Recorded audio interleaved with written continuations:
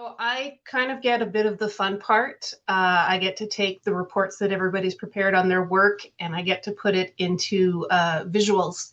And had some photos shared with me, got photos from other individuals from iNaturalist. There are a couple projects there, including Fletcher's Wildlife Garden. So this is a visual representation of the work that each of the committees have done through the year. And the reason why this is important is we've just had a business meeting that is what allows us all to do the work of the committees.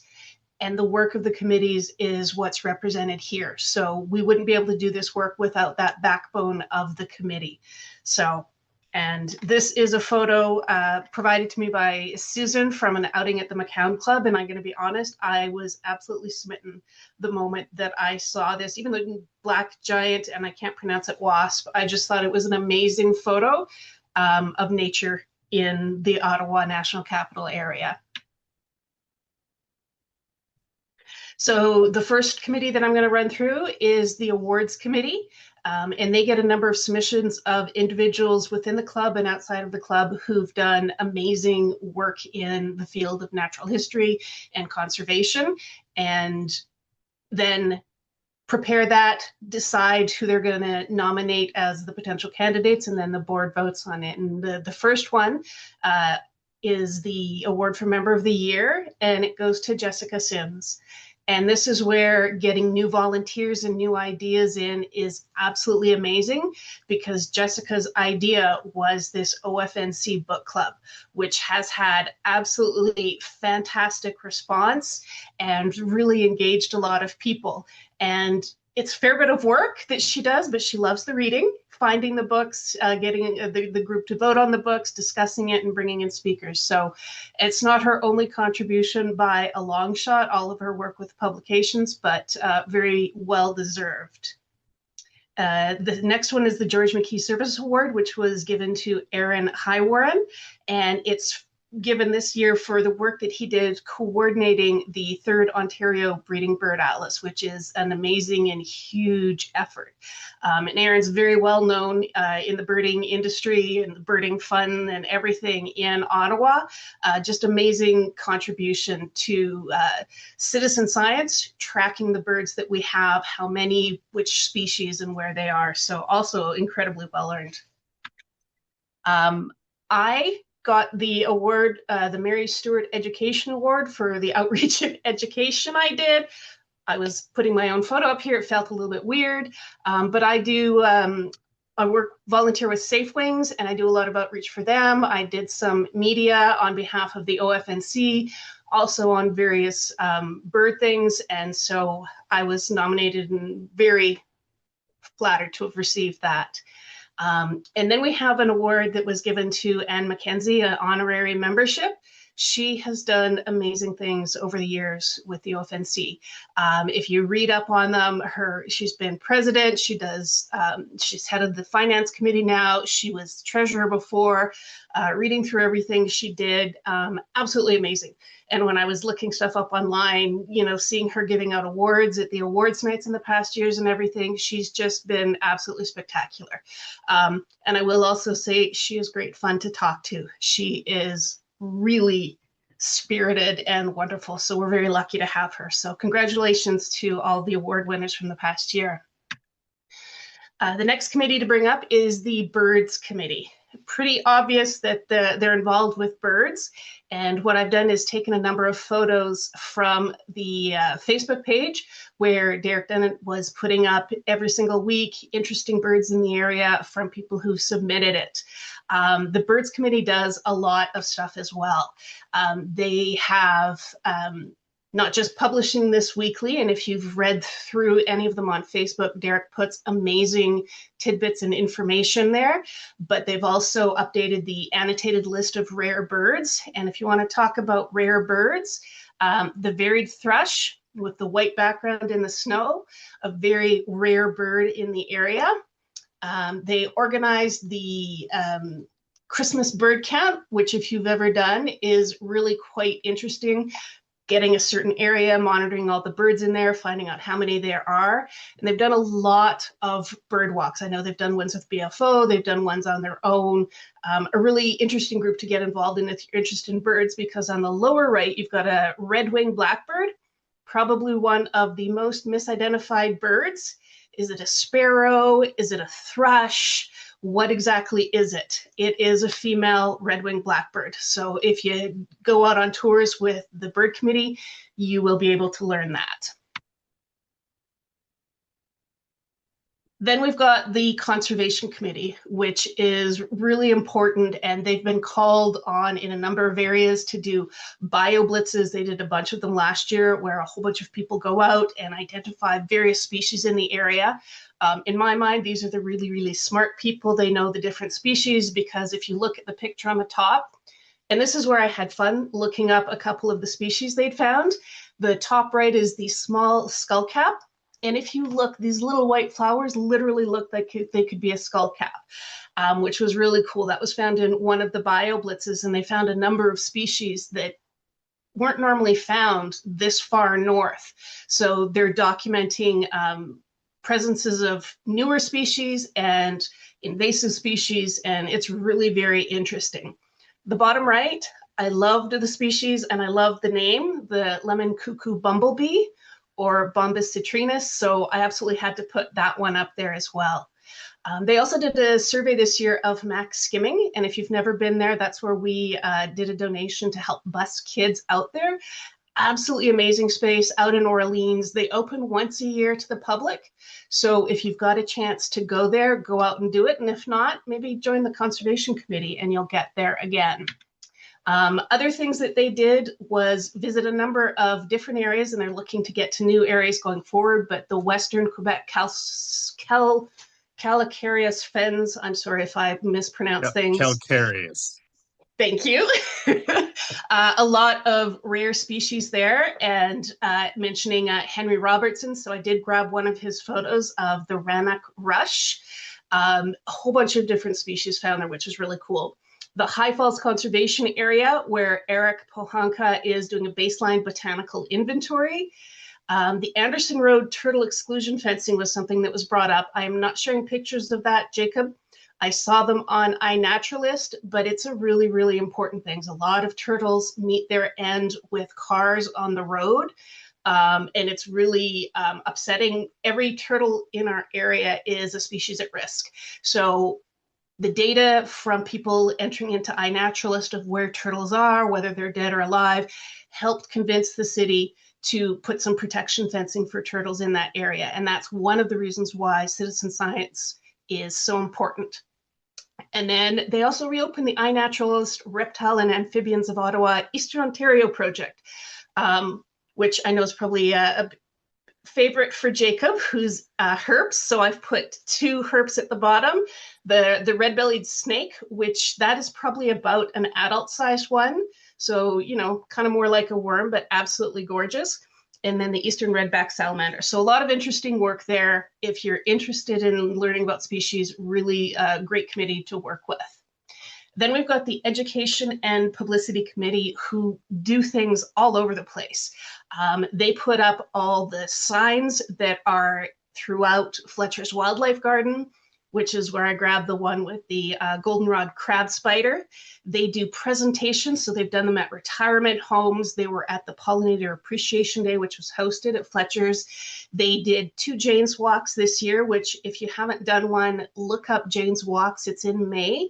You get to see areas in your local community in a different way.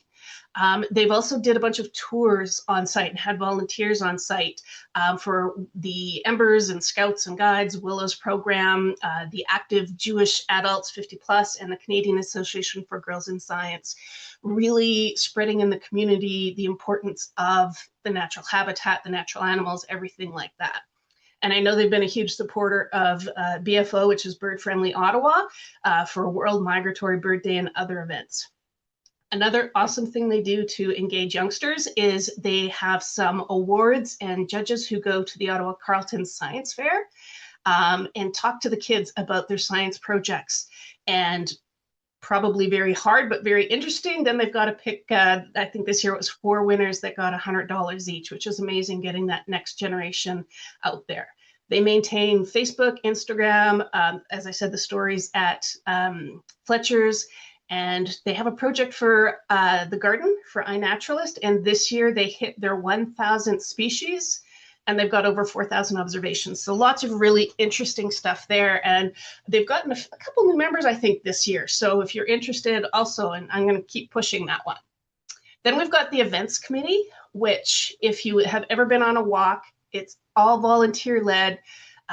Some of the people, yes, they may have a bigger science background, but really it's just enthusiasts. So if you're an enthusiast in some area of nature, reach out and offer to do any one of the tours in an area that you like. So this year they organized 58. That's more than one a week, which is absolutely amazing. And we've got the breakdown there. So as you can see, any area that you're interested, you know, it's not just the birds, but plants, the biodiversity, those bio blitzes, entomology, which is the bugs, which I've got up on the top right, the assassin beetle, which was, or pale green assassin bug, which was super cool. Mycology, and that's why I've got the red tree brain fungus there, which I thought was really cool and visual. Even mammals and herpetology. So really fun group, and I love going on the tours. We've got the finance committee, which you think, oh, finance, but this is really the backbone. And you saw it with everything that Anne and Ken presented. They are what keeps us going. And in addition to everything that you saw them hear them doing about finances and everything, they also, over this past year, updated a whole bunch of our policies. And this is all tied in with the ONCA changing nonprofits. It is a massive amount of work. To get all of that reviewed by the committee. Once they've got their version, take it to the board reviews it. So it's an amazing amount of work that they have done there. So kudos to them. And in addition to that, they had a number of inquiries from a bunch of us this year about potential insurance needs. So Safe Wings for working with the federal government, publications for copyright, and for OFNC trips to, you know, any insurance there. So they really do the work that keeps us able to operate and enjoying nature. So kudos to the finance committee. Next is the Fletcher's Wildlife Garden. This is probably an inroad for a lot of people because it is really, really popular.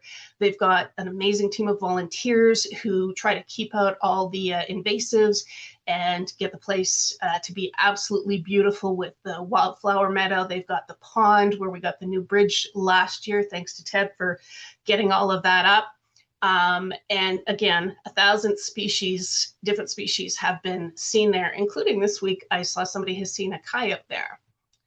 The plant sale, entirely run by volunteers that collect seeds in the fall and winter, sprout them in the building over the spring and summer, and do an amazing sale that really helps support all the work that's done, which this year included a whole bunch of new tools, battery-powered hedge clipper, saw, whippersnapper, lawnmower. So nice for them to have tools because I volunteered with them for a bit and they do a lot of work. A lot of events are held there. Mentioned earlier the Pollinators Day, but Carleton University students come there and they do some studies. Cafes, which is a community association organization, the James Walks, Canadian Federation of Students, and a lot of school classes. And they also have their medicine garden, which is an Indigenous medicine garden, and it's a very popular stop. And the photos that I've got over here are ones from individuals who submitted to the Fletcher Friends of the Fletcher Wildlife Garden Facebook page, showing literally just a few of the 1,000 species. Now we have the McCown Club, which is free for kids 8 to 18 years of age. All these photos were from Susan, who also gave me the one on the cover, and this is an amazing group. They will alternate with indoor meetings, going at microscopes, having speakers come in, and then they'll go to outdoor places to learn more about nature. And you can see that it's a huge range from the red F, which becomes the spotted newt, hoarfrost, which is absolutely beautiful, the porcupine, the mushrooms, They did 14 indoor meetings and 14 field trips, which is a lot. But if you know anyone who has kids 8 to 18, get them involved. It's absolutely amazing. The presentations that these kids did at the awards meeting, which is coming up in April, speaking to us about it, it's a really great way to get kids and their parents involved. We have membership, which is what drives us, and we would absolutely love to increase our membership. So I'm going to do either a really early plug or a really late plug. It would make an amazing Christmas gift. It would make an amazing birthday gift for someone. You figure for a family, I believe it's $40, and you get 4 issues of Trail and Landscape. So that's like $10 per. Throw in 1 meeting with a speaker and throw in 1 trip, like one of the tours. Totally worth it. And we do have members all across Canada, so it's not just the Ottawa, Gatineau National Capital area, although that's where we do have a concentration with 708 of our members. But you can see we've got them in Quebec, we even have Northwest Territories and Yukon, as well as some outside in the US and in 1 other country. And we have different types of memberships. So individual, family, discount for students. We do have lifetime members and honorary members like our amazing Anne. And then we have the Kids in the McCown Club. So something for everybody membership-wise to get anything nature-wise. And one of those things they get is the publications. So we have on the left the Canadian Field Naturalist, which is a peer-reviewed scientific journal, and the articles that are in there are absolutely amazing. Totally worth it. And as a member, is this the next one, Jacob? It's not focusing on it, but you can access them online. And just, again, really, dinosaurs. That's right, this one's got something about dinosaurs. Get your kids involved, they'll love it. So will the adults. Something for everybody. And then on the right hand is the Trail and Landscape. Great thanks to Annie. Lots of articles, easily accessible to people, sometimes even the individuals who's received grants from the OFNC. Their write-up on their project will be in there. There's been a series on dragon and damselflies, so you can learn more about just about anything. It's a wonderful range. And if you have a niche area or something you're interested in, you can write and contribute it as well. Last one I have is Safe Wings, which is the committee that I am on, and very special focus here, which is preventing bird window collisions, which is a huge problem that most people don't see the magnitude of it. But you can see on the left hand, that was our annual display in March of the birds that we collected the previous year. We collect about 2,000 per year, which is estimated to be only about 1% of the birds that hit windows and die in Ottawa. This past year so far, we had just over 1,800 documented, and we also have a rehab, which brought in 279 birds, of which 147 were window impacts, and then we have other birds who fell out of their window. They got hit by a car. We have, I won't say 24 hours, but we have a bigger access window than the Wild Bird Care Centers. So, and we have volunteers who drive and do rescues. So we will often get more than just the window collisions, but we do work closely with the Wild Bird Care Center. And then towards the right, you've got some of the interesting birds we got this year. We did have a black-backed woodpecker hit a window and pass away. You can see the little yellow warbler at the bottom. And then a couple of the more interesting ones. Top right is the rusty blackbird, which is a species at risk, successfully rehabbed and released. The Wild Bird Care Center takes a lot of water birds, but right now they still aren't able to take the mallards, so we take them and have a foster. And then you may have heard about Charlie the eagle, found in the Calabogie area, not flying. Unfortunately, he didn't make it, but at least he was humanely treated. As I said, I'm plugging volunteer with us, all sorts of different things, all sorts of levels of time or very little time committed. And I can say from experience, you'll get a lot more out of the club by helping out and putting into it. And a lot more is anything you see here and more. So hopefully that's a bit of an exciting visual representation of what all of our committees have done.